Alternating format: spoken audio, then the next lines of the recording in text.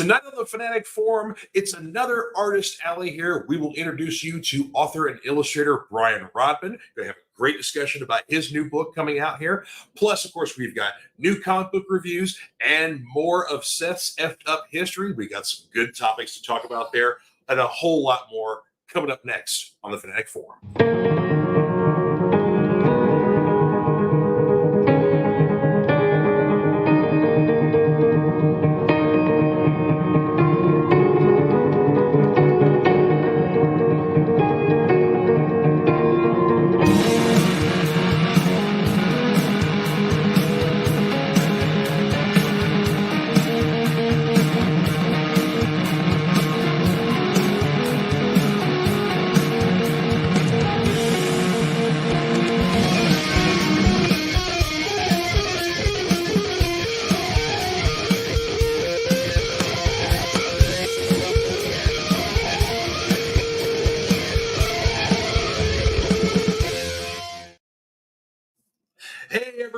Happy Friday and welcome to the Fanatic Forum. I'm your Fanatic and host, George Bueller.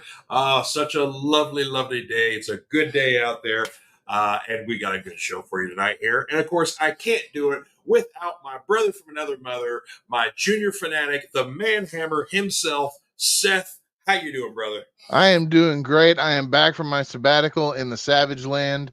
I was there looking for Hyborian relics because I heard that was the connection between the Marvel 616 universe and Robert E. Howard's Conan universe whenever they were intersected. But I came back empty-handed, sadly. I did have adventures in a jungle, so.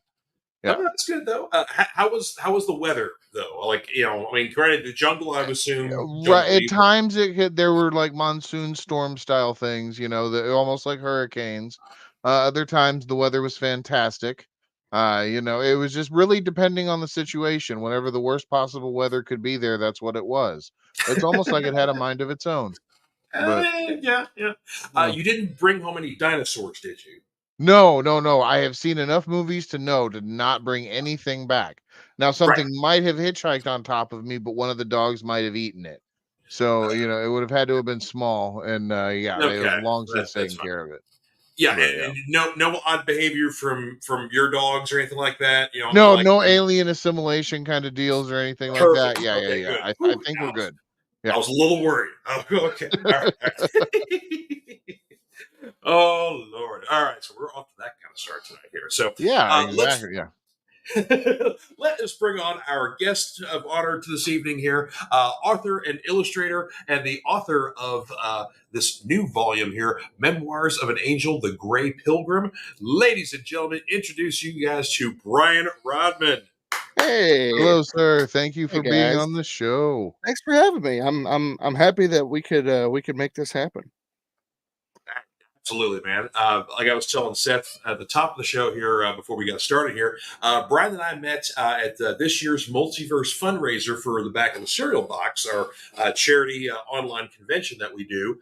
So I got to fill in host on the Indie Comics Creators panel, and Brian and I kind of clicked and whatnot, and it's some good stuff here. So basically, Brad's got an awesome book he needs to have out here and let the people know about, and so yes, of course, we've got promote it here on the Fanatic Forum. Yes, awesome. And of course, let me bring up the book here real quick. So I just bring the cover up real fast there, but Memoirs of an Angel, the Grey Pilgrim. So give us the 30-second pitch on this one here, Brian. Sure. Yeah. It is a post-apocalyptic dark fantasy about two angels who travel into the mind of a demon-possessed boy, and they have to face the diabolical force that is possessing him. And the further that they continue to fight this diabolical force, the more they realize that this boy is much more than he seems. So I always tell everybody it's very much like it's like a Lovecraftian Lord of the Rings meets The Exorcist. So it's a weird hodgepodge of horror and fantasy stuff. Yeah, I can definitely hear the Eldritch in there. Yeah. And of course, you're a good Catholic boy, so you're going to get a lot of your biblical lore and mythology involved in there as well. So. I'm actually Protestant, but I do practice some Catholic Okay, tradition. excellent, nice. So I blur the lines in a lot of the Christian circles. So the way I look at it is, hey, if it has historical validity and it matches, why not try it out and see what happens? So Yeah, and yeah. and of course, there's a lot of lore, within that and everything. Oh So it yes, is, yeah. absolutely, man. Yeah, That it's a treasure trove of Mhm. just stories and lore all its own. I really didn't have to do a ton of thinking and dreaming up new things. It's kind of all there. Absolutely. yeah, Yeah. and I think like for me, like I know growing up, with a Christian background, that the horror that comes out of that, especially like stuff like the prophecy and things like that, that really kind of Mm, stuck with it. The Exorcist, yeah. that kind of like it always kind of hit a little harder than just like the typical slasher fare of horror. Oh, for So sure. yeah, Yeah. Yeah. yeah. So it's like that, and that's the kind of stuff that I look for if I still kind of want to kind of if I know how to freak myself out, it's like putting myself back in that mindset. Well, it's very I think Absolutely. I think it's appealing to a lot of people, even who aren't Christians, like, because there's this idea behind it that there is this pure evil diabolical force, and Yeah, that's the villain, right? So, like, Yeah. you have people, but they're not the true villain of the story. The true villain is this extremely terrifying thing that people right. can't really put their finger on exactly what it is, and Yeah. that's scary. Yeah. You Yeah, can't see it, so you don't entirely know what it is, sort of thing like that. So yeah. yeah. Exactly, This yeah. this just made me remember. Y'all remember that movie End of Days where Schwarzenegger fights Oh Satan? gosh. Oh yeah. Yeah, and it's like Oh, you I know what? love that movie There on is some like kind of yeah, like it's awesome on a weird level, but it is yeah. it is funny. I think for me, when I watched that movie, I was actually taking a course on Revelation, the book of Revelation at Hmm. seminary, and I was just like, "Why not? I've never seen this. I like Right. Arnold."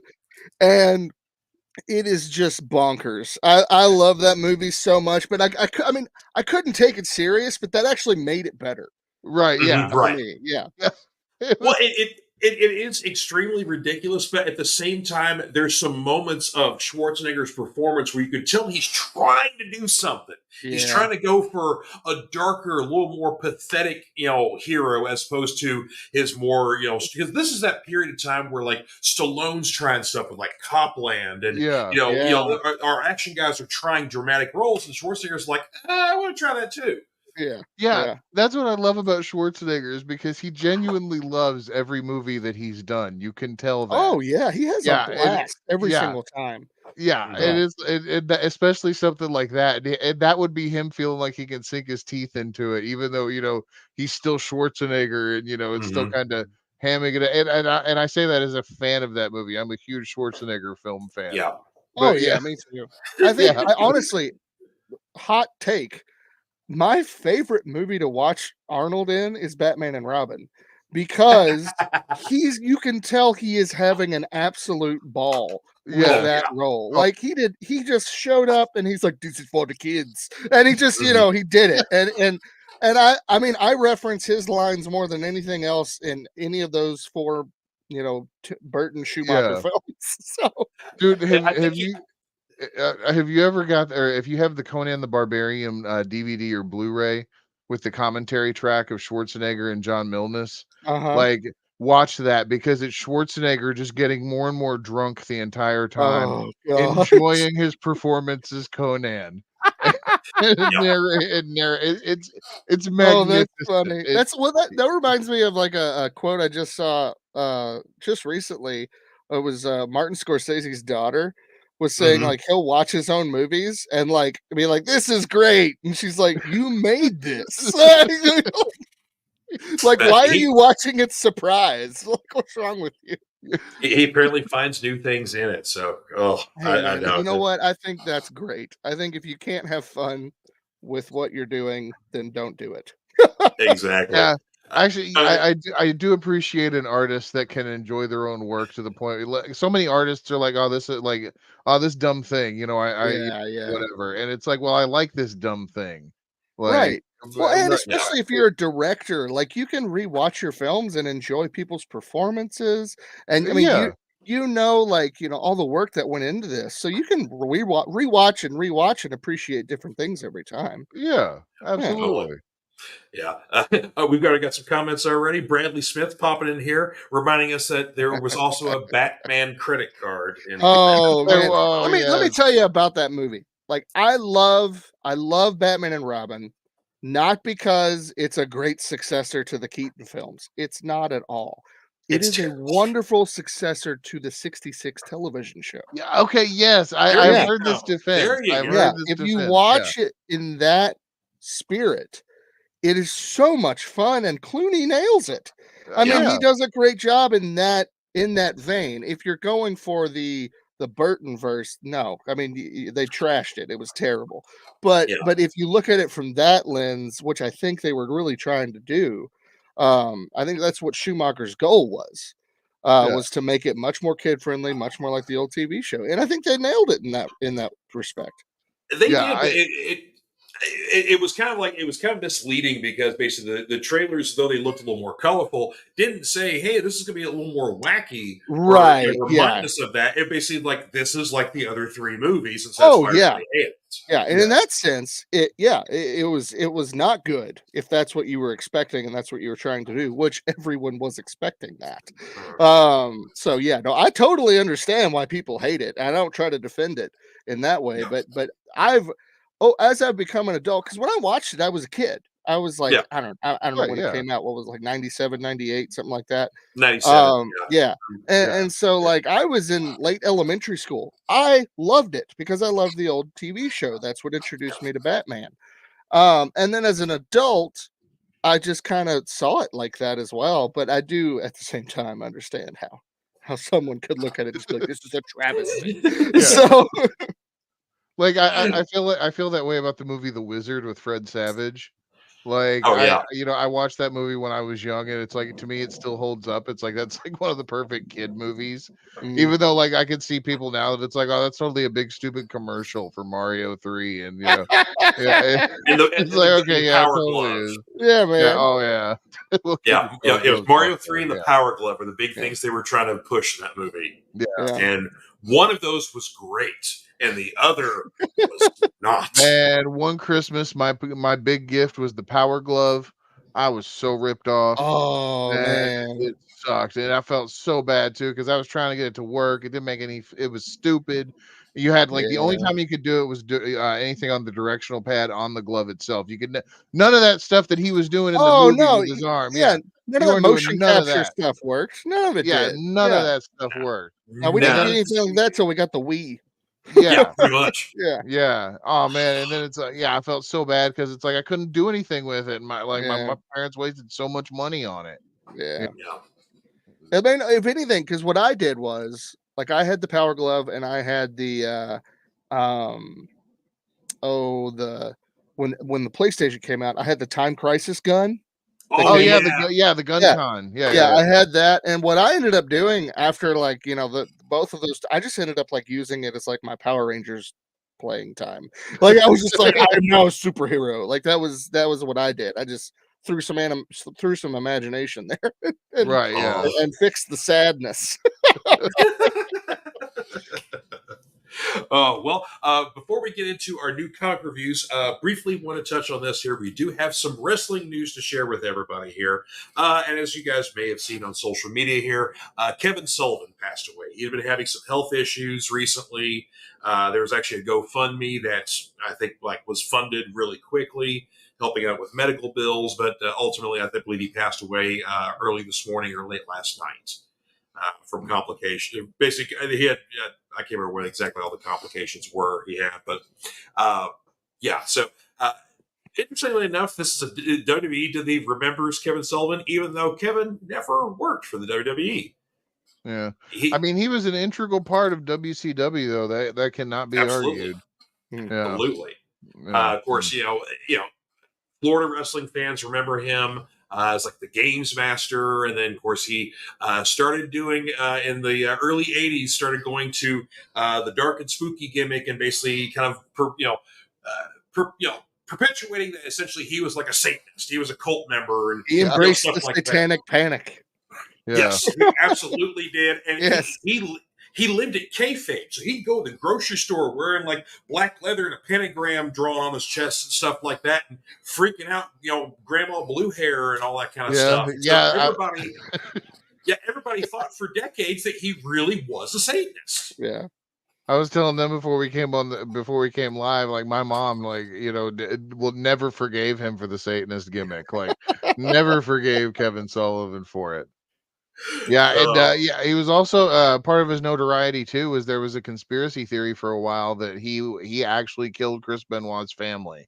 Holy And, crap! Oh wow, that's right. I forgot about that. Yeah, I've because never heard that before. That's well, insane. yeah, It because is. Chris Benoit's wife was married to Kevin Sullivan. Mhm. And part of their Oh. part of the reason why Chris and Nancy got together was because Kevin Sullivan, like everything was so kayfabe that when in storyline, like she had to, like Kevin Sullivan was married to her, or Uh-huh. I already said that, duh. But Yeah. yeah, in storyline they had to go off and like they split up. So basically, like Chris and Nancy had to go and like ride together for months and months and months. So they started having a relationship together, and Kevin and Nancy had to split up. So people thought it was some kind of revenge thing. Yeah. Oh And wow. add that with the Satanist part that some people in the South still never forgave him for, Yeah. and it Mhm. makes even more interesting conspiracy theories. Yeah, but Yep. and then the thing is, Kevin Sullivan loved all that stuff. Oh, I'm Oh, He yeah. sure he loved did. it. Yeah, It that added he to the ate it. persona that he played. Right? Yeah, Yeah, that makes sense. absolutely. Yeah, Yeah. yeah, It absolutely did. Yeah. Yeah. And yeah. that's the thing I just loved about the whole thing. So everybody just bought into it. It's like, you sucker. Right? Yeah. But yeah, because it wasn't. So I'm trying to think, because when Benoit met Nancy's, that's when they split up, and then Nancy started managing Flair. And then was that when they did the Benoit joining the New Horsemen? And so basically that's how they knew each other. I believe so. Yes, because Yeah, I that's think the it big was thing some. when they Yeah, had to start traveling together. Yeah, because but yeah, yeah, he because they were trying to make it like a when Tully and what's her name crap Baby Doll, was it Baby Doll? yes, Baby Doll. Yes, Baby Doll. Okay, Yeah, where Tully had to wrestle for Baby Doll to be his valet. They tried to do the same thing with Woman and uh I don't know if she was called Woman then or not, but that's what her wrestling name no, was at one point. she's always Okay. been woman. Yeah, Okay, yeah. But yeah, there was a big thing like where Chris won her in a wrestling match, and that's why she had to travel with him, and that was like why they were together. that's If right. I'm remembering my wrestling lore correctly. Yeah, which you gotta love wrestling. So much. Oh yeah, oh So dude, yeah. much. Let's say it's always like some of the behind the scenes stuff is always better than the real thing in the ring. Man, Yeah. sometimes that is the case for And real. we eat Mhm. this stuff up. We keep hearing the same stories over and over and over again. I don't know how many times I've heard different variations of the Montreal screw job, Yeah. but Mhm. at this point, I feel like I was there. Yeah. Well, I mean, it's very similar, like the story, like the ongoing story. It's funny, like you have like soap operas do it, Mhm. wrestling does it, comic books Yep. do it. Yep. Like any storytelling medium that has to just keep going and going and going, you're going to recycle stories. It's just how creative you get when you retell them. That's what Yeah, brings people back. And that's yeah. Mhm. just I don't know, I think it's just a staple in storytelling that Yeah. crosses all mediums. And Bradley's got to get a Yeah. comment here. Woman, that's a really creative name. It worked in the '80s, dude, because Man, there were in WCW and in Crockett era NWA. Prior to that, there were really no other wrestling valets, and basically Nancy Benoit was kind of like she was muscular too, so woman worked for her because she was the woman. yeah, but it's okay. It is kind of funny though when like we're so used to saying these stupid wrestling names that they sound totally natural coming out of our mouths whenever someone Yes. else hears them in the context that we sound like complete morons Also, when we very good discuss point. it. Yeah. Oh god. All right. Well, now it is time for some new comics New because comics. because we got all kinds of cool stuff here. So I've got one that was from a couple of weeks ago, since I didn't get to talk about this one on the show. But the finale to Marvel's summer event Blood Hunt, the 5th issue here. Storyline is basically that Blade essentially was leading a charge of vampires throughout the Marvel universe, and biting people, sucking blood, all kinds of things vampires do. And on top of that, the sun was also blacked out. So basically, it was party time for all the vampires. Um, Basically, a really fun event here because, of course, we do find out in the previous issue that Blade is indeed possessed and by none other than Varney, one of the original vampire gods who dates back to the Conan stuff. Nice. But Oh yeah, wow.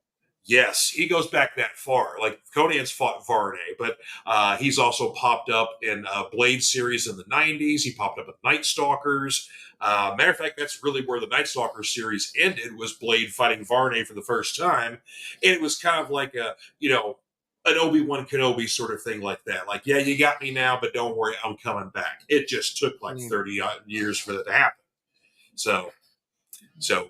But the thing is that Blade's daughter, Brielle, kind of saves the day. So Blade doesn't get to have the showdown. It's the daughter who does and saves the day. So Blade he's cool now, but he's a little shaken because basically, very much if you remember the Secret Invasion storyline, how Spider-Woman was basically kind of defaced because the Skrull Queen took her image, and so everybody thought that Spider-Woman was this villain leading all the Skrulls. So same kind of deal Yeah, I with Blade. totally remember that. It's classic. It's glorious. You should read it, Seth. Yeah. Read more Marvel.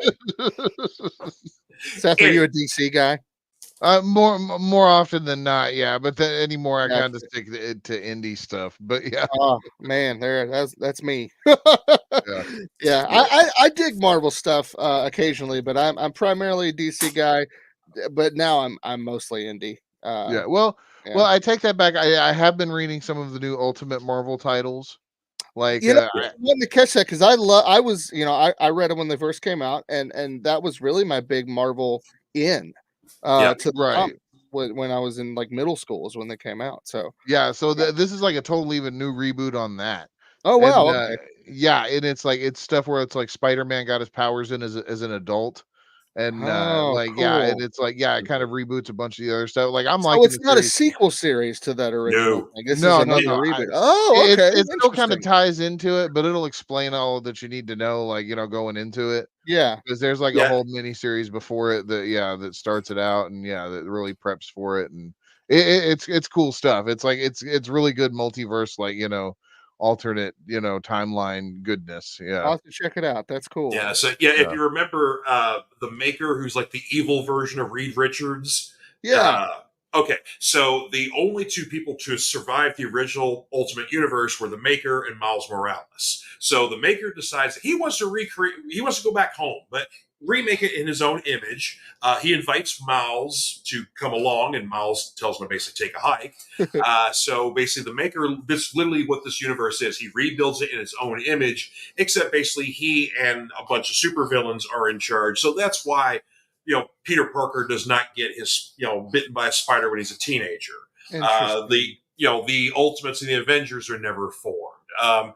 yeah. And suppressed, he's going through different points in time too. Like he's like stopping the spider from like landing on Peter's shoulder, or like he's pushing like Daredevil kind of out of the way before the chemicals spill on him. Interesting. Yeah, Okay. stuff like that. Yeah. All right. So is it kind of it sounds similar, not obviously the same, but similar to how the New 52 universe was created by Dr. Manhattan Mm-hmm. in DC with okay.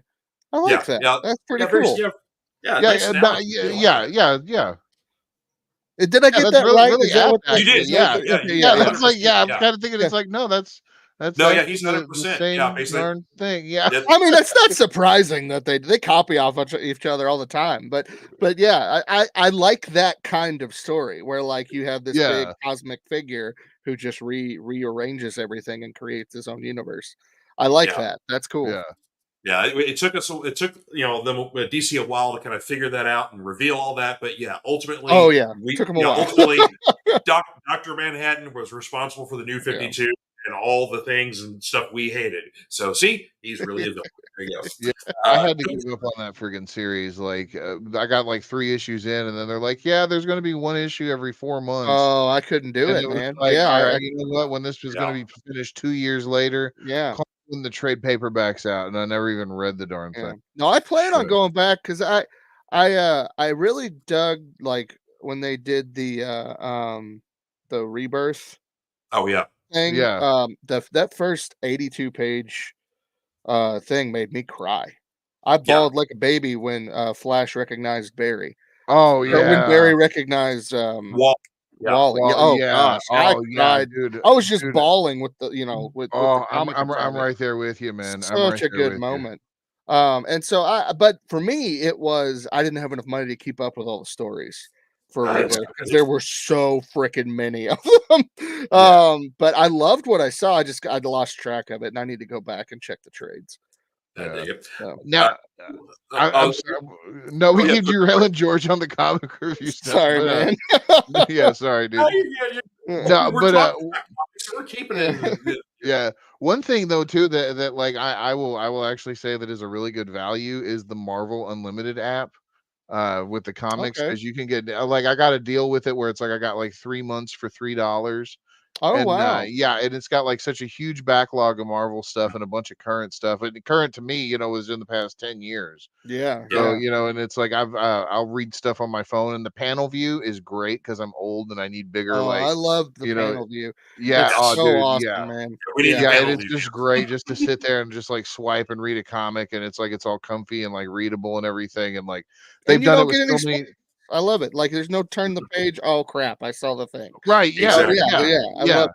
It's really cool how it makes the flow for the story, and especially when you get back into the Silver Age stuff with like the 9-panel grid layout, Yeah. things, and it's like if you got a nice good phone screen, then Yeah. you can just it looks it's What I sweet stuff. utilize is Hoopla, which I don't know if you guys do. It's The essentially library, the library, and yeah, they yeah, yeah. have an amazing selection of Yeah. of comics. cool. I mean, really, as soon as it hits a trade paperback, they've got it.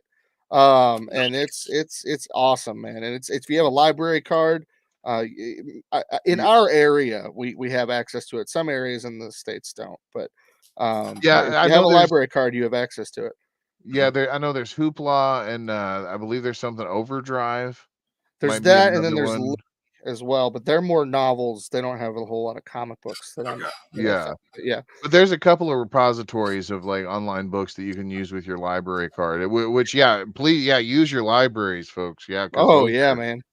yeah, Absolutely. love I libraries. All right, no, I'll shut up now, George. Keep I was thinking, I remember, when I used to go to my local library, when I'm growing up in New Albany, and basically when we started getting trade paperbacks in there, I was like, oh, it's on. Oh So, yeah. Oh yeah, man. We All right, should well, like try and do a trade paperback drive or something for a library or something. They'll Like, take them. They love them, man. yeah. Yeah. They'll do it. I frequently donate to my neighborhood little libraries, like little donation places. So Yeah. I'll dump trade paperbacks or back issues and stuff like that. There's stuff that would be appropriate for all ages and whatnot. Right. But Right, you're I not do putting Danzig's no, Verotic comics in there or whatever. Yeah. Yeah. no skin books there for the kids. No, they But don't take the skin books, but they will take mature reader stuff though. They just put it in there. They just put it in an appropriate section. Right? Yeah. Yeah. Now the little library is a little more like it's a box. I turn the thing in to put stuff in. There you go. So That you definitely don't want to do too mature. There's a couple in the area. There's one that's near like a free playground, water park sort of thing like that. And so like that's like during the summertime, that's prime location. I just put stuff there, and so like I know kids are going to get to it there. So yeah. All right. So next for reviews here, I've got Avengers 17. This is starting up a new storyline post Blood Hunt where Storm is joining the Avengers for the very first time. The Avengers, despite all the turmoil that mutants are going through right now, basically everybody hates mutants again, even though they were on top of the world a few short years ago and had their own island nation and living in happy harmony and providing teleportation gates and medicine and all that stuff. The mutant hating humans had to screw it up, and so now everybody hates mutants again. But so now it's like the Prime Avengers team's like, we need a mutant on our team, and so basically Sam Wilson went and talked to his buddy Storm. So, but it's starting off a really good storyline. I don't want to spoil too much to it, but the Jen McKay run of Avengers has been a lot of fun. Really enjoyed it. So if you kind of want like a less complicated Avengers, something that's just kind of, we're just fighting, big bad things. We're working as a team, sort of thing like that. It's a small team. It's tops. I love it. Okay. Yeah. Last from our Marvel stuff here. The new Uncanny X-Men #1, Gail Simone, the lead writer on this one this time here, and David Marquez doing the arts. That looks awesomely old school. Yeah, it does. I Yeah. was just thinking the same thing. I was like, Yeah. that looks like something out of the late 80s. That's awesome. So the proper X-Men book, that's Scott's team.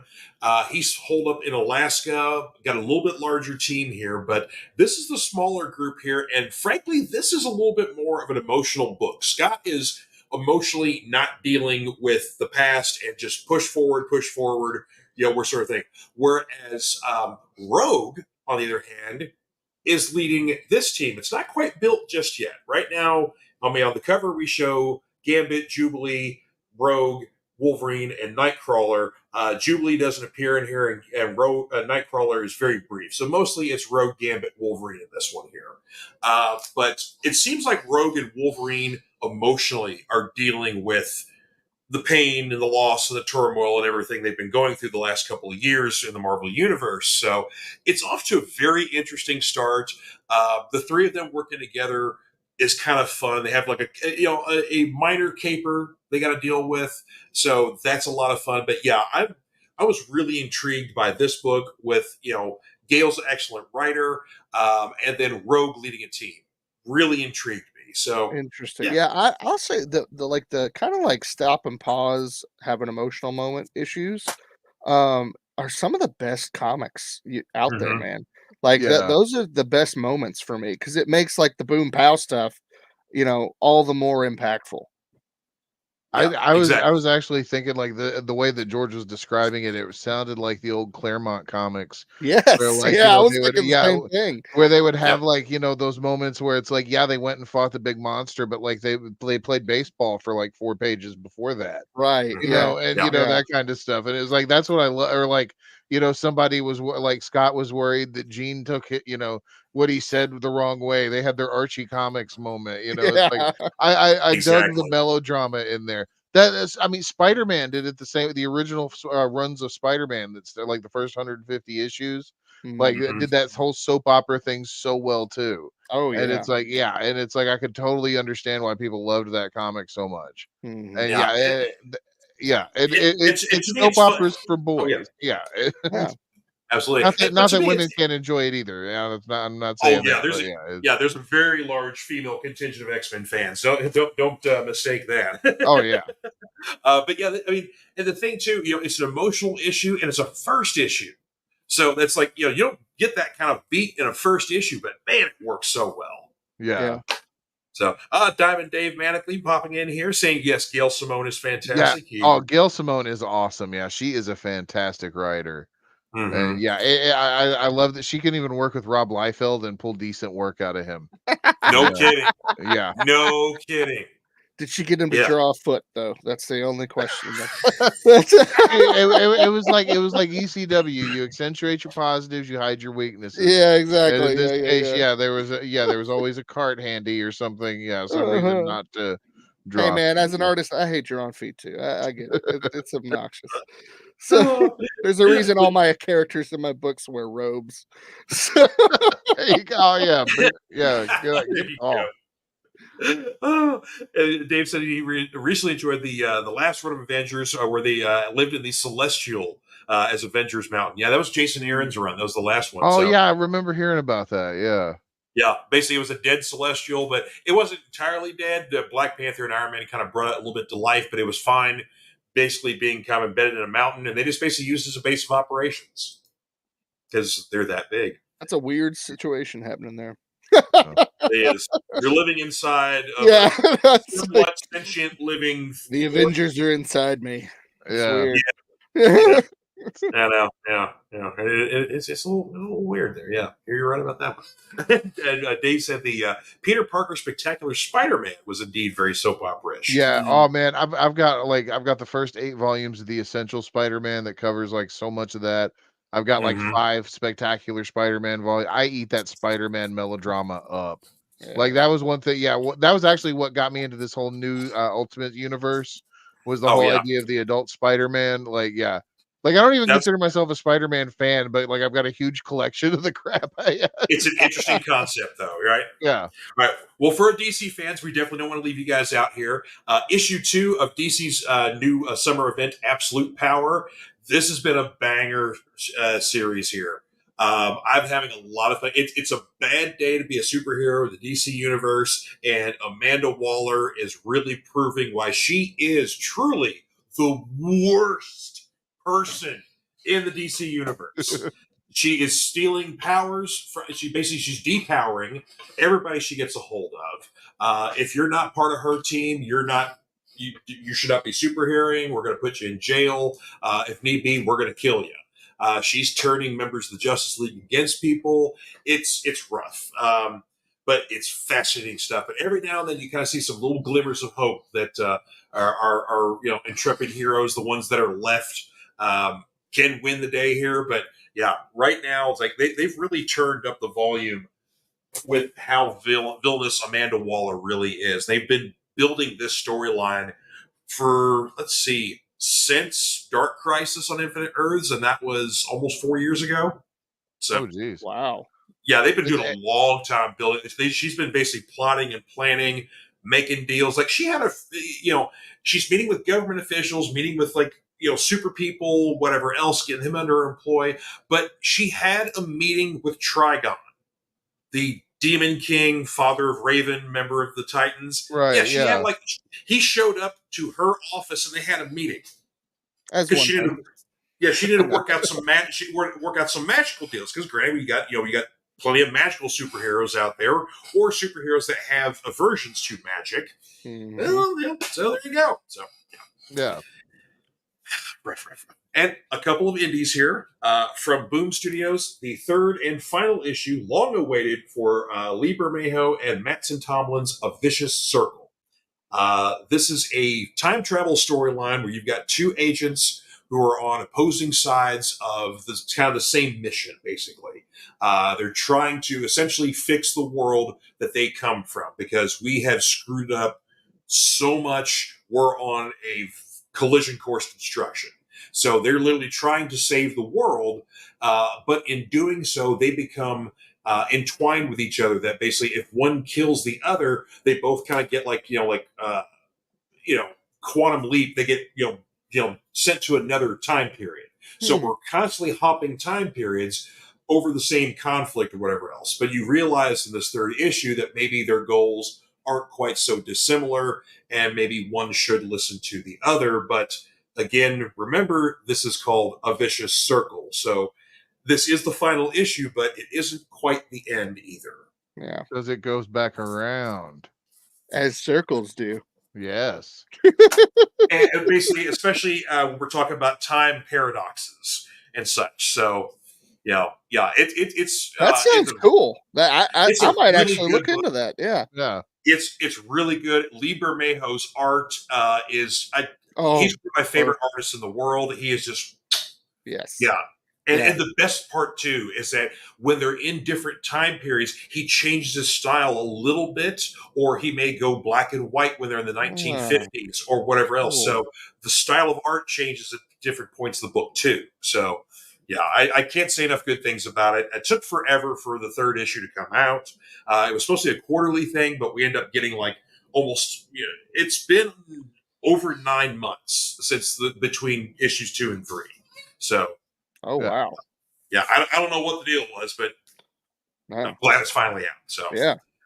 And last but not least here, EC Comics is back in spirit through Oni Press. They've resurrected them. They've resurrected the brand for EC Comics, but they're doing new anthologies. Was it 2 weeks ago? They had Epitaphs from the Abyss, which was their horror anthology, and that was glorious. You have great talent on the writing and the art. The style of stories was there. The O. Henry style of endings, where you're going to learn a lesson. It's a deadly lesson, but you're going to learn something at the end of it. But yeah, if you love the old Tales from the Crypt and the Vault of Horror stuff, get Epitaphs from the Abyss #1. Highly, highly, highly, highly, highly recommend getting it. Doing it now. On, Yeah, no, on this is the problem that I have with this part, is because it's like I have to stop myself from telling George, like, yeah, grab me one of them next time you're in the shop. Well, Yeah. a couple of my buddies do a show called Comic Book Spectrum that I'm on every now and then. Oh, yeah. And I always tell them, I'm like, you guys are really hurting my wallet right now. I need you to stop. This is not fair. What was that Right. called, George? Epitaphs from the Abyss. From the Abyss. That's an amazing title. It really is. Yeah. Oh, the And you know- covers are even in the old EC. Oh, is it EC? It's EC. It's they got the brand. Yeah, they got the brand for EC. I missed that when you said it. That's awesome. Yeah, so this is Cruel Universe, and this is their weird science fiction anthology book here. Issue 1 of this one here. Also, great art in here. I wasn't as impressed with this one. The opening story is fantastic. The opening story deals with this gentleman in the gladiatorial combat fighting the dinosaur here. That is a fantastic story. I don't want to give anything away because there's an outstanding twist. But yes, the opening story is awesome. It's worth the price of admission. The other stories that aren't bad, they're just not as good as the first one. And in comparison to Epitaphs, it's not as good of a first issue. But this is an anthology book. So one issue might not be great. The next issue is a different story. I mean, in the classic right. EC books were like that too. Yeah. I don't want to entirely trash this, but in comparison to Epitaphs, not a great first issue. But like I said, that opening storyline is great. So highly recommend checking that out. So, but yeah, they've only done these 2 books so far. They didn't have any plans to bring back like the old titles. They want to kind of do new things in the old style. Sort of Which thing. I respect that. I am also surprised that they didn't bring back the old titles, honestly. Yeah. I mean, they'll probably do reprints of it at some point, I'm sure. But yeah. Oh yeah. And actually, they already have. So yeah, I was gonna say they have them all in like hardback volumes and stuff now. Yeah. So, yeah, and there's some other softback ones coming out too. They're in larger formats. So cool. I'll have to get those. See, I was even thinking, like, while we were just talking about this, going back to what we were talking about earlier, like the kind of like religious horror kind of thing. Like part of my morality growing up was actually shaped by those EC comics and Tales from the Crypt episodes. Yeah. Because like the way that, like, you know, it's like you'd realize it's like, okay, I don't want to do that because I remember that horrifically terrible episode of Tales from the Crypt that scarred me. Yeah, if you do this bad thing, you'll get chopped up. So I don't want to do that bad thing. Right, yeah, exactly. It was so Yeah. extreme. Yeah. Then it's stuck in like ways that other lessons would never do. Right. Yeah. Goosebumps was that for me. Yep. So like I eventually got into the EC comics later because they were like, I grew up when the Tales from the Crypt TV show was on, and every now and then I'd sneak into the living room at night and watch it. But like I wasn't allowed to watch it, but I was allowed to consume all the Goosebumps books that I possibly could. So that was my morality stuff. And R.L. Stine did some of the same shtick. Yeah, things. he sure did. Yeah. And R.L. Stine's back doing comics too. He is. Yes. Yeah. Stuff of Nightmares is his anthology series, and that's a lot of fun. I love it. Diamond Dave Mattingly saying that speaking of indies, he was reorganizing his own collection here and found issues of War of the Independents. Is that the thing with all the indie characters that like fought like the Tick and Gumby up with Flaming wow. Okay, totally and like Madman was in there. I'm wanting to say, Did they ever finish it? Like, did they? Oh, that's a great question. I don't know. I have no idea if they ever finished it. Right? Yeah, I remember there was like I think there were 3 or 4 issues that I know I vaguely remember like a poster, and I don't even think I ever watched it. Or read it. I think it was just. I think I just saw the poster and an ad in a comic book, and that was it. Oh man, I'm gonna have to go hunting for that. Like, See, that's why I love it. Like, as much as you guys, or anybody praises me for digging up old nuggets, Dave brings up like the real, like the deep treasures here. Oh, Right. dude, that was Yeah. like Oh, yeah. memory unlocked. That was Right. Yeah. wow. Oh, Yeah. man. Yeah, Yeah. because I So, remember, like, I'm a huge Tick fan, and I remember the Tick was involved in this somehow. I saw him on the Yeah. poster, and I was like, I have to read this. It's going to be the greatest thing ever. Wasn't Milk and Cheese in it oh yeah. somehow too? Yeah, Yep. and like, yeah, Yeah, 'cause I look. Aside from the Tick, I love me some milk and cheese. That yeah. was that was fun, naughty comics. So But the old school Mask, yeah. Oh, yeah, oh yeah. yeah, the He hyper was violent terrifying, man. Splatterpunk, yeah, Splatterpunk, Yeah. yeah. Oh man, Oh my god. Yeah. the, See, that's the good old days of comics, man. Yeah. I know. That's what I love about comics. When we get these fun discussions here, core memories getting unlocked and stuff like Uh-huh. that. So Yeah, dig it. Well, we got thank to you, take Dave. ourselves. Yes, absolutely. We're going to take a breather real quick here for comic books for kids, and we come back. We got to talk about a book here, Brian. All right, let's do it. All right, we'll be right back. Comic Books for Kids provides comic books to kids in hospitals and cancer centers across the U.S. It's a place where we can all work together to make sure every child has a comic book. 100% of all proceeds go towards the kids. It's about making a difference, and while they're in the hospital, allowing them to fly like a superhero, battle dragons, or rescue teddy bears. We are in every state in the country and now support over 160 hospitals. Every month, we add more. Visit cb4k.org. That's a fantastic organization, Comic Books for Kids. Oh yeah, Them if you I love it. I was able after we met George. I was Mhm. able to connect with him and donate some of my more kid friendly comic books that would create Awesome. the nebulizer. Yeah. So Oh, yeah, I yeah, remember that. really great organization. I love comics for kids. Yeah. They're Awesome. just good people doing the good work, but like not being flashy about it. That's one No, thing I not love. at all. Yeah. I mean, Yeah. flashy enough to just get like people aware of it. Hmm. Yeah. And that's it. It's just the whole the whole deal is just getting an escape for kids who need it. And I love Yeah. that.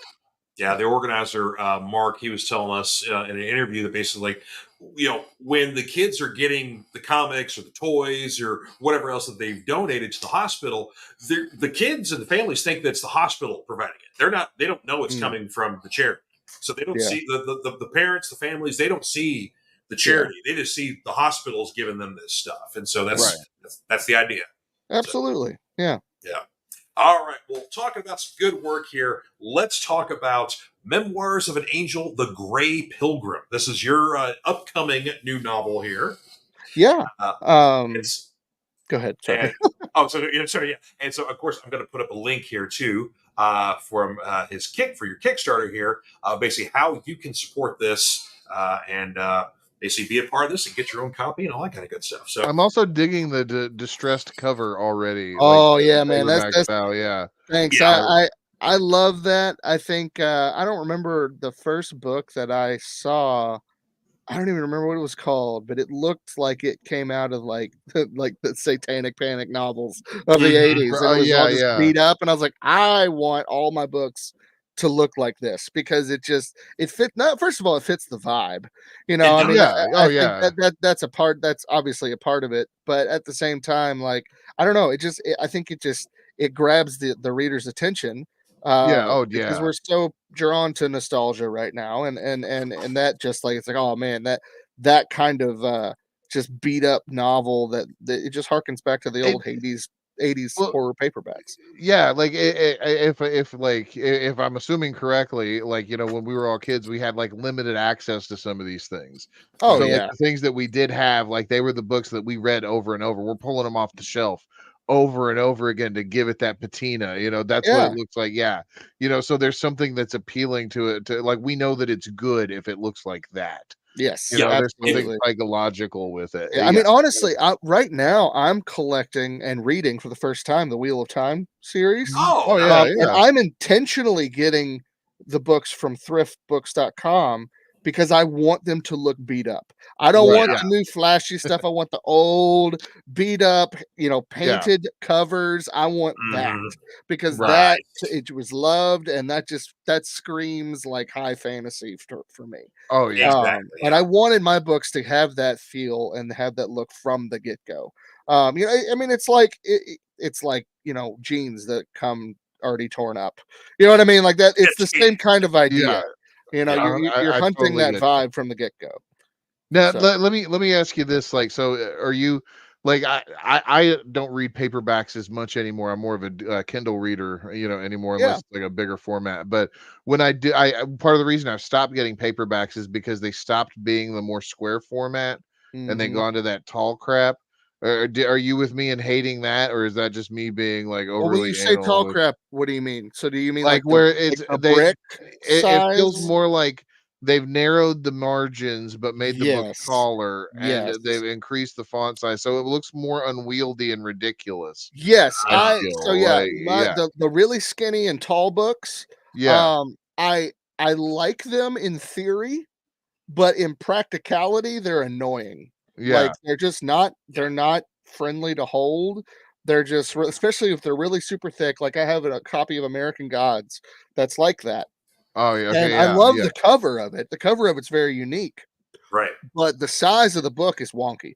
This is actually, the size of Memoirs of an Angel will be, um 6 by 9. Oh, So cool.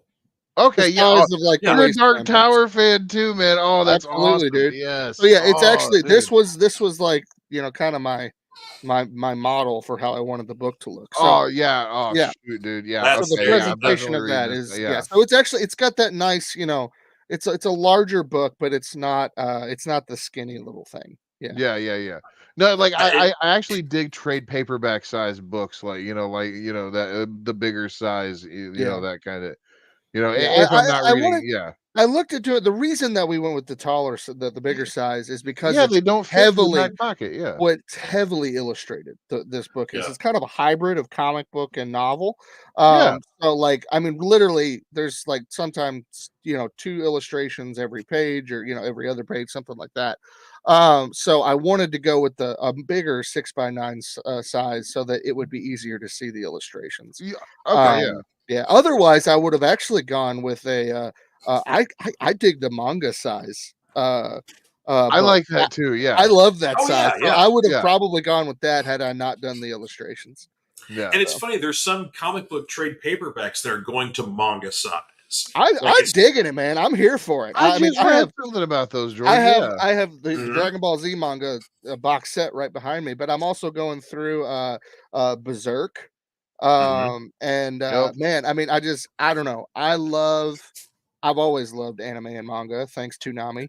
But but like, that's been, just kind of my I don't know, my little weird quirk that a lot of Sure. my Yeah. friends looked at Yeah. me sideways because for so long it wasn't even cool to like manga. Now it is. Yep. And No, it's everybody switched yeah. over to the style, and I love it. I'm excited for it. Yeah. Yeah. Because Image started with Invincible. They're starting to reprint all the Robert Kirkman's Oh, Invincible really? trades in small manga style. And Interesting. DC and Marvel have announced that they're basically reprinting this, like some of the classics in a smaller pocket Oh, I'll Yeah, size. have to get some I of saw they those. were gonna print the Watchmen in that Yep. size. Yep. I'm here for Watch- it. I'm Right, doing it. yeah, and That's it's like, awesome. and I was actually Yes. even reading too, they actually had to even enhance the art a little bit to make it more legible on the I feel like, smaller yeah, they'd format. have Yeah, to. Yeah. yeah. So Yeah. it's like I almost feel like it would be interesting to do it like that. They got that. I think Court of Owls is another one. All The Star Matt Ooh. Panel. Superman's. Now, are Yeah. they All doing Star like Superman's black another and one. white manga, or is it just the size? Just the The, size. Okay. yeah, Okay. yeah. Okay. I It's got still you. the full color. Yeah, the full color Yeah. images and all that. Yeah. Yeah. Gotcha. But I don't know it's what the kind of side. paper it's on. I don't know what kind of newsprint, but Yeah, yeah, I was gonna say I'd be interested to know if it was on like that, that same kind of paper. I would yeah, say the Invincible trades are like the same kind of paper that like Image Comics would use. So it's like kind of that high glossy, Okay. good quality paper. Now I'm curious what Marvel and DC are going to Right. do yeah. because both of them are basically very guilty of releasing trade paperbacks with quality paper printed only in black and white to save money, but whatever else. But so Totally. We'll Yeah. see them. But anyway, enough of those other guys. Let's talk about Yeah. I'm sorry. I'm sorry. I'm sorry. I can literally I'm sit here and just talk having a comics blast all nerding night. out. No, Yeah. yeah, I'm I just don't. having a blast nerding out. And I Every keep it time to I'm it. I'm just like, sorry. oh yeah, let's talk about this. This is fun. Oh, I know. We're Yeah. having a good time talking about other I stuff did want here. to say this just for the viewers. If you follow that Kickstarter link at the top of the comments, or this guy right here, it will take you, because the campaign is over. So if you get there and you see that it's ended, don't freak out. Kickstarter now allows us to do late pledges. So you won't be able to get the stretch goals that we had during the campaign, but you can still get the books. You can get whatever tier you want. All of it's still available until I think November is when we're going to shut that down. So because that's when we'll start shipping out the books. So yeah, it's still available, any of the tiers. So yeah, you can go just get you can get the book, you can get the digital book, we have t-shirts, beanies, all the things. So yeah, Sweet. head to that link and shop away. It's a ton of fun. There you go, man. So, Nice. so of course, we talked a little bit about the plot of it at the top of the show here, but let's go a little bit further into it, Brian, if you will. So, of course, you did say this is like a partially illustrated novel here, because, of course, am I correct to say you did a comic book of this before, and now this is like the novelization? Yes. So I actually have 8 issues of the comic. I have the trade paperback of the first 4 issues right here. It started out in this format. And I love the comic book medium. It is my favorite way to tell stories. And I'm not done with comic books, but unfortunately, a couple years ago, my health took a drastic turn for the worse. We've kind of got it leveled out, but it's still an ongoing struggle all the time, and I'm not able to do much. I'm on disability, all that jazz. And so on days when I can work, doing a comic book, and I did it all myself, aside from like my editor and my business partner and my wife. Yeah. You know, doing a comic book from the script to the inking to the colors to the lettering, it takes a lot of energy. It takes a lot out of a person. And whenever I collaborate with people and I work with people, I want to pay them what they're worth. And unfortunately, I can't afford to do that for as many artists and letterers and people that I would need for this story. Also, I just realized if I want to tell the story and I want to keep it alive, I had to pivot the storytelling medium, because Memoirs of an Angel is so vast that as a comic book series, if I were healthy and able to do it, I could pump it out and it would be okay. But otherwise, I'd be making maybe an issue a year, Oh, and wow. that just won't cut it. Yeah, like I can't, like, this novel that is coming out in November covers the first 15 issues of the comic book. What would have been the first 15 issues of the comic book. I only made 8 issues. Oh, wow. You know what I mean? So with this way, I can tell more story. I can still do my illustrations, but I can go much more in depth Yeah. with the universe and with the world. Which with this particular story, I discovered when I switched to prose, it needed to be in prose probably from the beginning. So this is a pivot that I was forced to make, but it ended up working out really well. And so yeah, it did start off with a comic book series. On the Kickstarter campaign, we do have all the comics available as well. So if you kind of want to, we did, unfortunately, we stopped the comic on a cliffhanger, but that cliffhanger is wrapped up in the novel. So like there you go. yeah, like it's all taken care of. The story is still continuing, all that stuff. It's just, and we are eventually going to go and do a volume 2 trade, and I'm going to throw in like issue 9 and 10, their comic book scripts and the cover art and all that kind of stuff. And that'll kind of, then there'll be like an author's note at the end, like, hey, this is how it ended, and point people to the novel. Okay. And that's how we're going to wrap the comic series out. Yeah. So that's still cool though. It's like you get like a nice little package at the end of it. It's like, here's what, here's like this work that, was there, and, here's the extra, what we put into it. Yeah. Yeah. So it's like you can put a little bow on it. I dig that. I wish more series would have stuff like that. Yeah. Cause I mean, I hate it. Like as a reader, that's something that I would want, at least some kind of like wrap it up, even if you didn't get a chance to finish it. provide some of the story ideas and explain why, and then I have a book now that you can now read, and it's going to spin off into like a whole universe of novels. So Yeah. That's a so lot yeah, of fun. That is cool. Yeah, that is yeah. awesome. So Well, we're it's kind of looking forward to it. Yeah, it's interesting because you're kind of flipping the traditional model because there have been plenty of novels that have been translated into a comic book adaptation, Yeah. but it's not often to do the vice versa.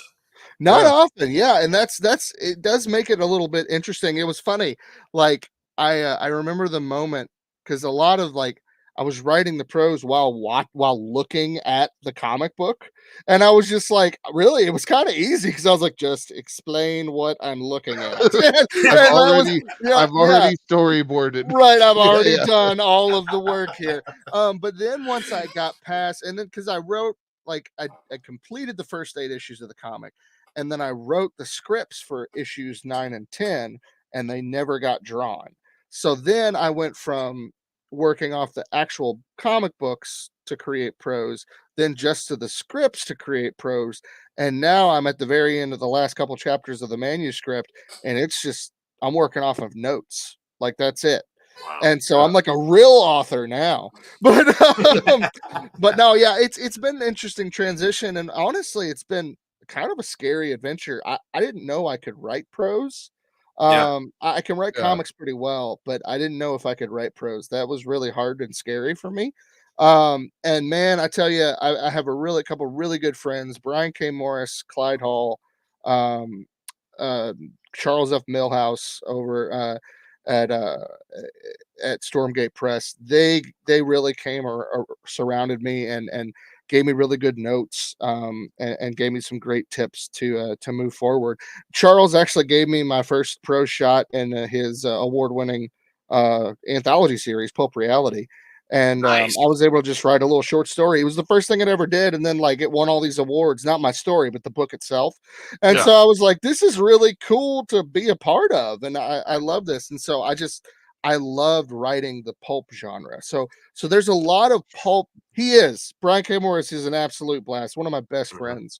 Um, and but I have a lot of pulp esque writing style in Memoirs of an Angel because at the heart of it, it is very much a swords and sorcery kind of Sure. story. Oh So I man. really played Oh. into a lot of that as well. You're speaking. You're hitting all my favorite keywords here. With like, Yeah. Well, hey man, you swords, could go to swords. that link.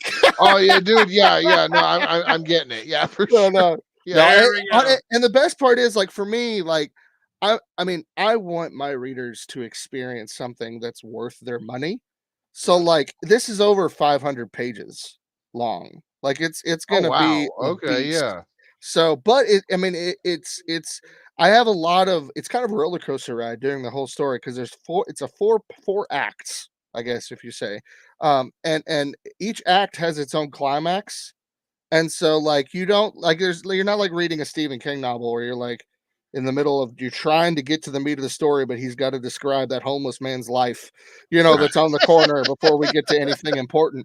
And like it's not like that at all. It's very much like Yeah. it's a pulp novel paced, book. So Right. there's Yeah. a lot of It's a lot of like high hard paced prose. stuff. Yeah. Like where it just pushes through. It's very direct. Yeah. Direct. Yeah, Like yeah. very direct, and I we have dig some that. side stuff as well. Like it's dabbles in some high fantasy, because I Right. do want Yeah. to build the world a little bit, but it's nothing. I don't think there's anything in it that would be like described as boring or. There's no Oh. hoity-toityness to No, it. yeah, Yeah. yeah, Yeah. and I think Nice. that's the job. I feel I get what you're saying. Yeah, Yeah. like that's kind of the comic book writer in me, because I'm just like, let's get to the point, let's move forward, and let's get to the Right. action, and let's talk Yeah. about some stuff. So, like that's really my perspective as a writer right now. Yeah. Yeah. What's Bon Jovi say? Don't bore us. Get to the chorus. So Yes, Right. Yeah. exactly, yeah. Yeah, and I think there's a really good balance there between getting to the point, but also doing that well, because you don't Yeah. wanna rush it, you don't want to, skip over some things that if you linger a little bit longer, the impact that, is more meaningful when you Yeah. get to the end, and I think that balance is really tricky, so yeah. So Yeah. so yeah, folks. Memoirs of an Angel, the Grey Pilgrim, still coming out in November. You can follow the Kickstarter link here. You see up on your screen. That link is in the comments there. Follow, support Brian. He's a mensch. He's a good dude. You gotta basically, you gotta get on the train here. So, gotta support this You're stuff. making me blush, George. Well, that's the thing. It's like we both got to know each other through social media. It's like I don't post as much stuff, but my wife's the meme queen. So yeah, you want to see some stuff? Oh, dude, she is. Yeah, she is Yeah. a meme lord. I love She- me some yeah. memes. I share Yeah. away. I share. So that's the thing. I tell people because my sister, she's like, I've unfollowed you because you post every 5 minutes, and I'm like, that's fair. I understand that, but like, I'm also disabled and homebound, so like, this is That's my your- life. Yep. It's like you gotta understand. Unfortunately, for better or worse, I live on social media right now. Yeah. Oh, doubt. no Friends AI are was my used in bread and butter. creating this book. I love that. Do what? No AI was used in creating No. this book. I'm on the Kickstarter link. Yeah. Just Oh, to- okay, cool. Yeah, man. yeah, 'cause I was gonna, yeah. Yeah, I wanted to intentionally say that because right now you just never know, man.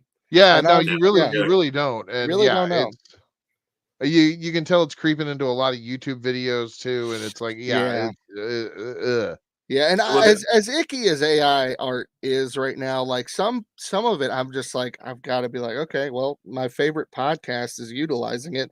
What matters more to me? You know what I mean? And I'm like, I Right, really want yeah. to support this person, even though I disagree with using this. But Yeah. yeah, I mean, it's unfortunately, I don't know. I've heard it's here to stay. I don't know if it is because I've heard a lot of people are. I've heard that it's not doing very well in the core Yeah, art people world. are pushing So, back, but I'm seeing a lot of text chat bots being made with it. Like Reddit Oh, is being flooded with like or absolutely. obviously AI bot comments. Yeah, and you can totally tell. That's Yeah. my Yeah. thing.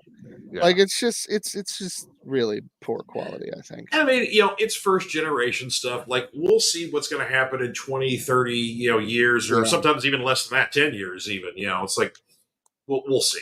Yeah. But for our final segment of the evening here, and I've been excited about this one as well because I love Seth's segments here. It's time for another installment of Seth's F'd Up History.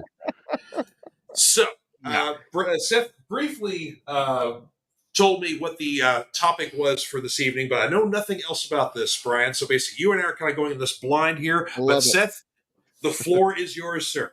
Yeah, so originally when I told George the topic, it was going to be like the effed up history of music in the United States, but then it was like versus the government, but that was kind of like a little bit too broad. So I guess it's more of like a little how the man came to kind of oppress some of the effed up things they've done to music, Oh, yes. over the years. Mhm.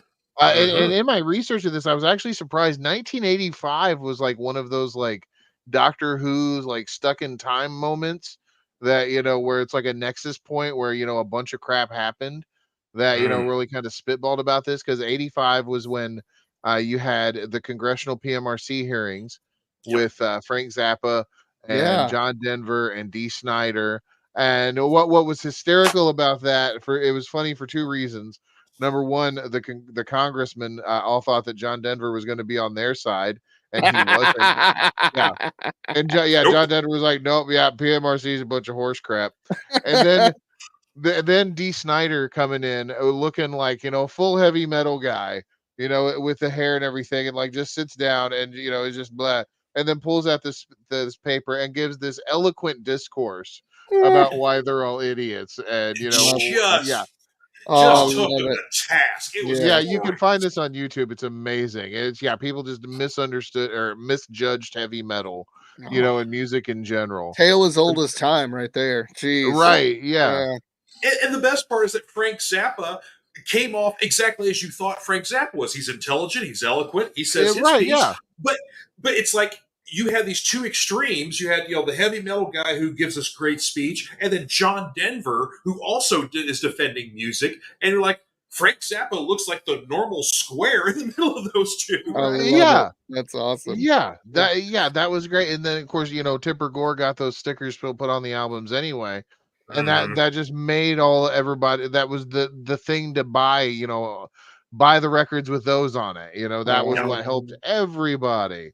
And but then another thing that happened too was that because of that was Ice-T with his Cop Killer song on the Yeah, first Body yeah. Count album.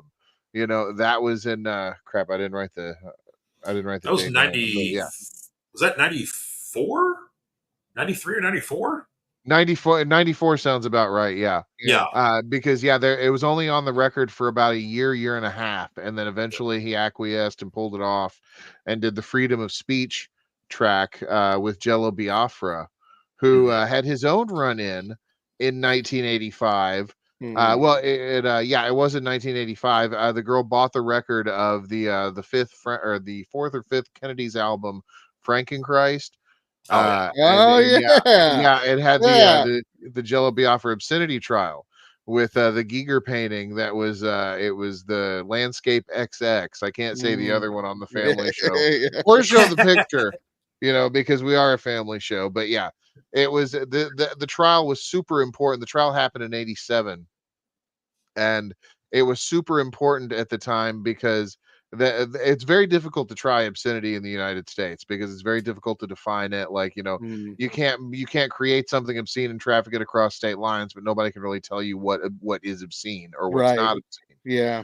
Yeah. Yeah. So with this record, they were trying to make the case that because it had this picture, it was obscene content.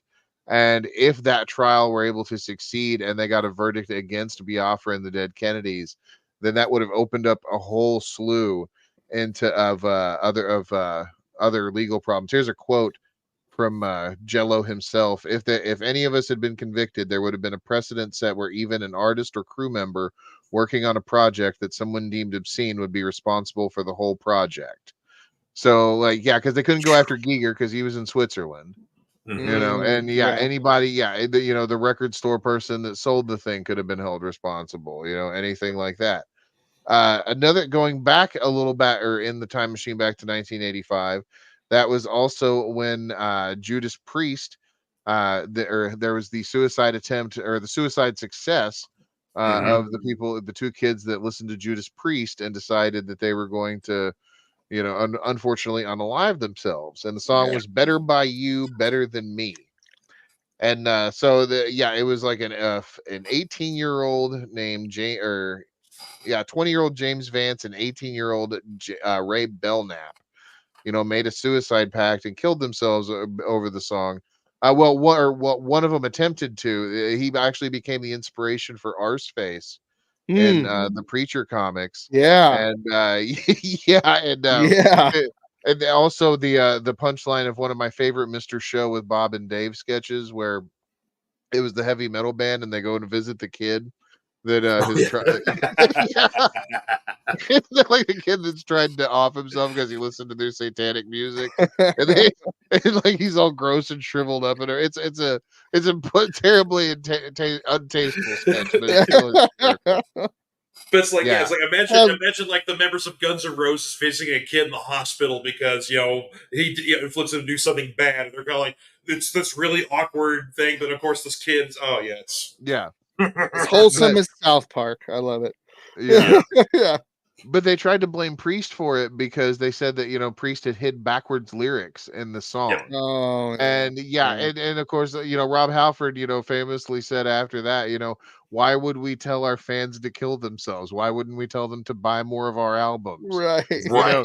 Even one of the audio engineers is like, dude, we're like putting 13, 14 layers on top of these things and trying to make it sound good through stereo speakers. Right. We ain't got the time to put it backwards. Unless you're like Weird Al and you're doing it on purpose, Right. Yeah. Nobody's hiding that crap. exactly. 85 was also the year Suicide Solution. Oh yeah, that one of the inspirations of the Kurt Cobain thing listed in the comic was one reason too. But one of the kids lived for 3 years, but he had his face was all mangled. But there was Ozzy with the Suicide Solution issue, where that was also in 85. See, 85 was all when this stuff was all weird too. 85 was also the Night Stalker, Richard Ramirez, and I was the about to whole say, that was then too. So yeah, all this Mm. stuff with music being, targeted, and daytime talk shows didn't help any of this either, No, they because just Mhm. fed yeah. into it, man. Oh Yeah. yeah, Yeah. I remember watching, like, on summer vacation. My grandfather watched all of the talk shows, so it's like Sally Jesse, Donahue, all this stuff. So it's like I saw all the trashy things, but it's like I Yeah. also saw good stuff like Jello Biafra, and like the dude from Suicidal Tendencies tried to debate with some other, like, I wasn't Tipper Gore, but it was some other, like, hoity-toity, music censorship lady. And Right. Yeah. yeah, Jello's in like the suit and tie, and then, like, I think it was I can't remember who it was from Suicidal, but yeah, he's still just like a gangbanger, but It like was, it still was, making all these points. Yeah, it was it Mike, was. wasn't it? Mike, I can't remember what his last name is, but I was the gonna the say I singer. thought his Yeah. name was Mike. Yeah, Mm. Yeah.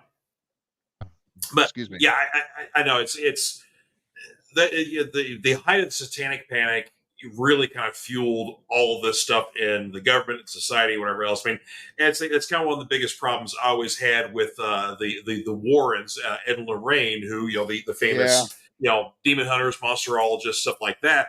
Um, they did help a lot of people in their investigations and whatever else, Yeah. but they also their spotlight was diminishing by the time the 1980s came around. So this kind of helped get them back in the zeitgeist again. So they fed right into the whole satanic panic thing. Oh And yeah.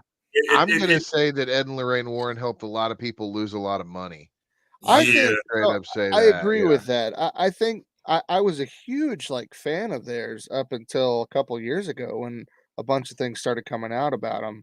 yeah, Like just about how shifty they were. And really, I don't even believe that. Like I think that some of these cases they had were probably legitimate, but mhm, how they handled it was so slimy.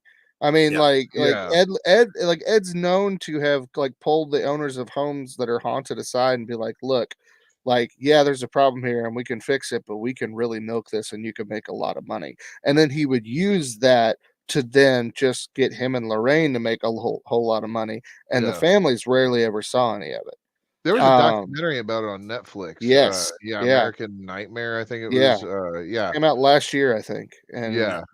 yeah. Last podcast on the left did a really good series on the Warrens too.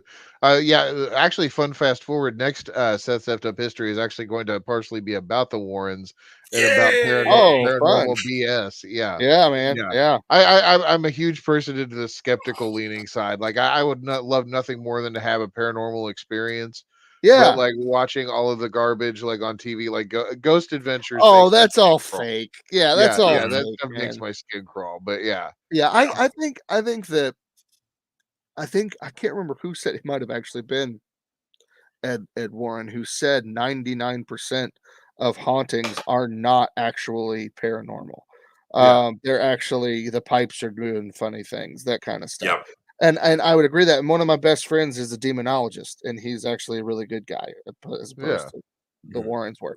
But like I do think a lot of times you're dealing with psychological issues, you're dealing with old houses, you're dealing with things that are very practical.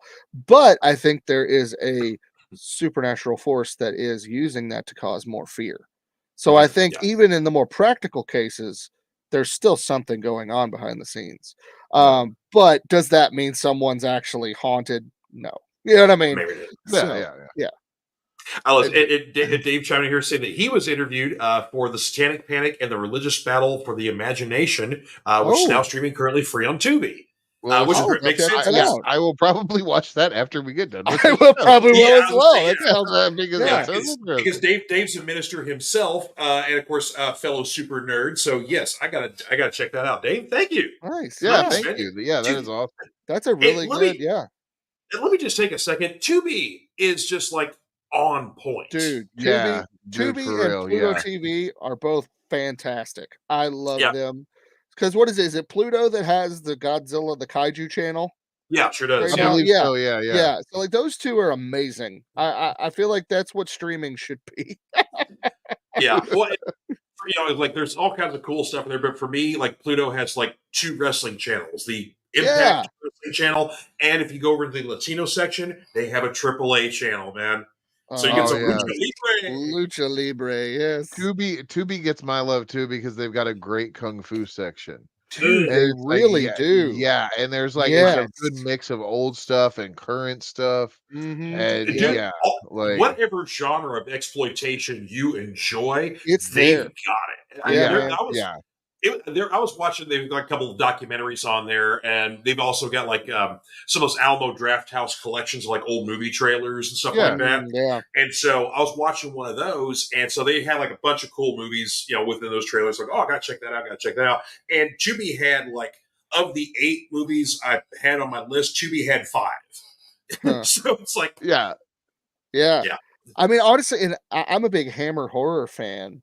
They have a great collection. Most of it's a rotating a selection of their classics. So I love Tubi so much. Yeah, Tubi all right, so Tubi is fantastic. So we've derailed Seth again here now. No, that was pretty much the end of it anyway. Yeah, Okay. no, we were just having fun BSing. Yeah. Oh yeah, and Bradley's chiming in saying it's best for old movies, especially a horror. Yes, Absolutely, yes, yeah. man. They surprised me. They had old Fulci horror movies on there one time Yes. that I was looking. Yeah. Yes, they have a ton of old Italian horror. Yeah. Oh, and speaking of old horror, I saw this on Shudder. I don't know if it's streaming anywhere else, but it's back. Faces of Death, the original, is currently streaming on Shudder. It is on Shudder again. Yes. Yes, the OG Faces of Death is on Shudder. Oh goodness. I was like, I had to watch this, and Michelle was like, no, I'm not even gonna. It's like, okay, there's medical videos, like it starts with open heart surgery. That's pretty tame these days. We've seen that stuff on there. Nothing on the first Faces of Death you wouldn't see on TV now. Well, there's some animal stuff. The stuff that's even real. Yeah. Half of it's fake. Yeah.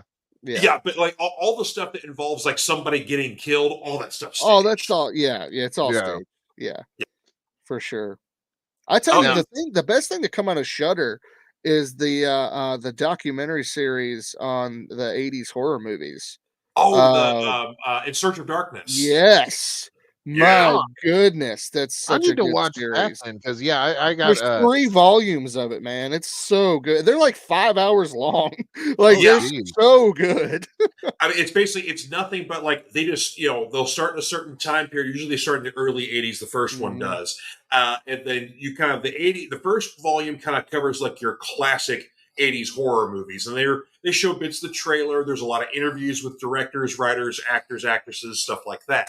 But so it's like the VH1, like I love the whatever format, like talking about, like very similar to that format. Yeah. Okay. And then the second one gets a little more obscure, and the third one gets like way. The third one's. I don't think I'd heard of any of those movies in the third one, and I have watched half of them now, and I love it. I mean, they really dive deep into like you can tell all these people absolutely love these horrible 80s horror movies, and it makes you enjoy it, and wants you to it makes you want to go and have fun with them. Yeah. Well, I've got I've got tons of them myself. Yeah, all my stuff's in the other room there for all my movies. Well, you'll be pleased to know that they're working on a 4th volume starting in the new decade. They're going into the 90s now for volume 4. We're finally gonna get them to cover Scream. It's my favorite slasher film. I love that movie so much. I'm hearing I'm hearing that a lot, in the past few years. Scream is a lot of people's favorites. Dude, and I get it. Yeah, I get it. Scream is it's a great slasher. Yeah, and it's just I think it's cool because I remember like specifically. Oh, Dave, I love you. I love Dave. There you go, Dave. Yeah, love that movie. Mm-hmm. I love that documentary. They Live. Oh yeah, yeah. Roddy Piper on the commentary. Yeah. But I remember in the 90s and especially the 2000s, there was this like there was the horror snobs that were turning their nose up at everything. But like I love seeing those movies talked about with reverence now. Oh yeah, like, man. Yeah, like people talk about Valentine, that David Boreanaz slasher. Like people are like, "Oh yeah, I love that movie." Yeah, like I saw it on Reddit. That was my same reaction, George. Yeah.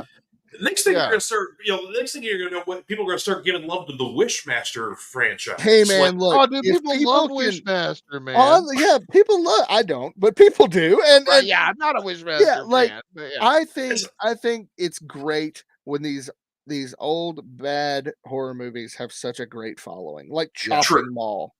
Oh, there you go. What? See? Yeah. Like, you know what I mean? Like that Yeah. movie, like should probably never have been made, but it has such a great following, and I finally watched it after watching the documentary, Mhm. and man, I had fun with it. It's just a fun bad horror movie, and it's great. Anything, Yeah. anything that Roger Corman slapped his name on, whether he had anything to actually do with it or he just literally slapped his name on it, that is a seal of quality that you know you will have a bad good time. Absolutely, I'll tell you this: if you'll have me, and you guys do a show about horror movies, I'm on. So Oh, just please, yeah, Oh yeah, we will absolutely. definitely do yeah, one. Yeah, yeah. So absolutely. just Yeah, call me up, and I'll be here. yeah, that'll be the single subject Yeah. episode. There, it's like we're really going to talk about one thing. We talk about horror movies. We're going to be here for Right, 4 yeah. hours, folks. Absolutely. Oh my god, this has You been are a a blast Last of an Drive-In episode. fan, by the way, aren't you? Like, Oh, absolutely. okay, Absolutely. thank Yeah. Yeah. oh, thank God. Absolutely. I Yeah, love yeah, Joe Bob's I get, amazing. yeah, yes, thank you. Trauma, yes. Oh yeah, Cannot forget Trauma. Yeah, Uncle Lloyd. Yeah, gotta love Uncle Yeah. Lloyd. Sexually No. assaulted George's wife. Congratulations. Yeah. Yeah. Oh, it's one of Wow. the best stories that I was never present for. It was I was at a convention. It was It at was a convention amazing. in Louisville. Seth and my wife went over to Lloyd's table to visit him, and Seth was going to get some merch, get some signatures, whatnot. Right. Lloyd was about to sign and had the Sharpie in his hand, and it flies out of his hand and hits Michelle in like her boots or something, or It hits her in the crotch. Yeah. oh, he's in the crotch. Oh, That's right. okay. Gotcha. Yeah, and so there's this moment that Seth, you describe it best. Yeah. So it's like there he just freezes, like, and he just pauses, and then it's like he's just waiting for Michelle's reaction. Like there's this terror on his face that says either like I might go to jail today, or like or depending on how this woman reacts. Luckily, Michelle started laughing, Right. and then and then it was one of the greatest things one of the Oh, that's greatest funny. stories. Yeah, Yeah. and I So- even ended up with a free poster because of it. Mhm. Oh, that's Yep. nice. Like, He was yeah. he was so terrified. He's like, please just don't tell anybody. Well, no, it wasn't even that. Like, somebody had come through. Like, I had already gone through a couple of times, and like, I'm terrible at conventions. Like, I'll go through and like buy one thing at one table, and then Yeah. come back like 3 other times and buy something. So it's like eventually, like, I'll learn people's names and everything. So or people will learn my name. So then it's like, oh, Seth, he came back here for his poster on one of my other trips, and I was like, I didn't get a poster, and they're like, no, you got this one, and they hold it up, and it says to Seth and Andrew. And then it had like the Lloyd Kaufman's signature and all that. I got it hanging up right over here. Oh, that's cool. But yeah, they're like, I'm like, it's not me, and they're like, well, do you want it? Like, it's already made out to you. And I was like, well, yeah, why not? Me and Andrew, why? Yeah, we got it. Who's Andrew?